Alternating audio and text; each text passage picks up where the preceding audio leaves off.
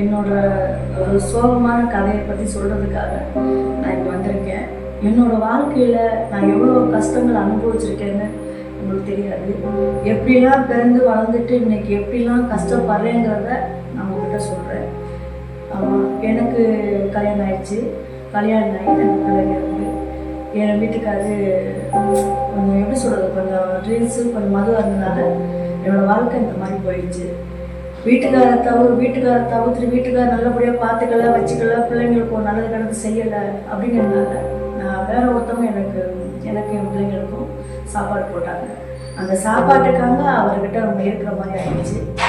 அப்படி இருக்கும்போது என்ன நடந்துச்சு அப்படின்னா, என் வீட்டுக்காரர் சரியில்லைன்னு சொல்லி நான் தவறி போனதுனால இன்னைக்கு நான் எவ்வளோ கஷ்டப்பட்டு எவ்வளோ கொடுமைப்பட்டு இன்னைக்கு எப்படிலாம் இருக்கேன் அப்படிங்கிறத உங்ககிட்ட சொல்லிட்டு வந்திருக்கேன்.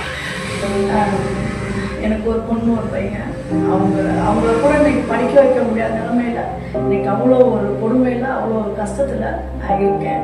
ஏன் இதை ஒன்று சொல்ல வரேன் அப்படின்னா, ஒரு குடும்பத்தில் ஒரு கட்டின புருஷன் சரியில்லை அப்படின்னா அதோட அந்த பிள்ளைங்களோட வாழ்க்கையோ இல்லை பொண்டாட்டோட வாழ்க்கையோ எப்படி பாத மாதிரி போகுது அப்படிங்கிறத நான் உங்ககிட்ட சொல்கிறேன். எனக்கு என் வீட்டுக்காரு சாப்பாடு போடாதனாலையோ என் பிள்ளைங்களுக்கு நல்லது எடுத்து பார்க்காதனால இன்னைக்கு நான் வழி தவறி போனதுனால இன்னைக்கு என்னோட வாழ்க்கையை இன்னைக்கு தலைவிழதான் மாறி போயிடுச்சு. சரிங்களா? எனக்கு வயிற்றுக்கு சாப்பாடு இல்லை, என் பிள்ளைங்களாம் காப்பாற்ற முடியல. அதனால கொஞ்சம் நம்பி நான் போனேன். நம்ம பிள்ளைங்களுக்கு கொஞ்ச நாள் சாப்பாடு போக்குவரத்து எல்லாமே பார்த்தான். நல்லபடியாக பார்க்கறான்ட்டு என் வாழ்க்கையை ஓட்டினேன். அவனும் கடைசியில் என்னை ஏமாத்திட்டு வேலையும் இல்லை, வெட்டியும் இல்லை, சாப்பாட்டுக்கு வழி இல்லை, என் பிள்ளைங்களை கூட நான் காப்பாற்ற முடியல. பிள்ளைங்க ஒரு பக்கம் இருக்கு, எங்க இருக்குன்னு கூட தெரியாத அளவுக்கு அந்த அளவுக்கு மோசமா இருக்கு. நான் வந்தேன். நல்ல ஒரு வீட்டு வேலை பார்த்த இடத்துல என்னை திருட்டு பட்டம் கட்டி என்னை அசிங்கமா பேசி என்னை போலீஸ்ல பிடிச்சி கொடுத்துட்டாங்க. வயிற்று பொழப்புக்காக வீட்டு வேலைக்கு வந்தேன்.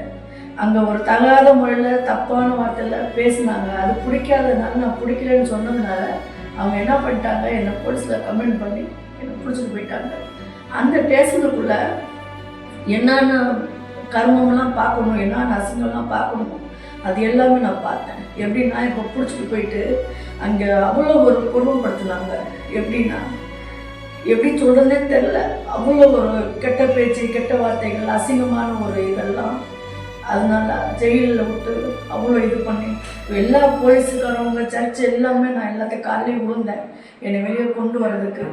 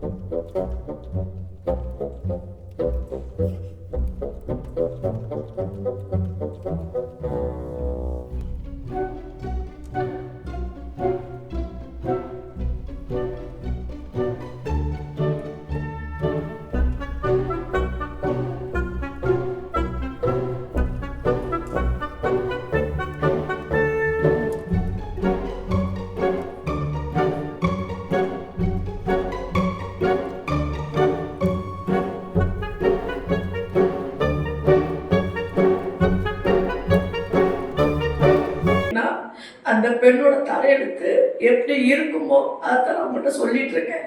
தயவு செஞ்சு எல்லாத்துக்கும் சொல்கிறேன். தயவு செஞ்சு எந்த ஒரு கல்யாணமும் பண்ணி அந்த பொண்டாட்டி பிள்ளைங்கள ரோட்டில் விட்டுறாதீங்க. அந்த பிள்ளைங்கள கடைசி வரைக்கும் நல்லபடியாக வச்சுக்கணும் அப்படின்னு தான் நான் உங்கள்கிட்ட வேண்டி விரும்பி கேட்டுக்கொள்கிறேன்.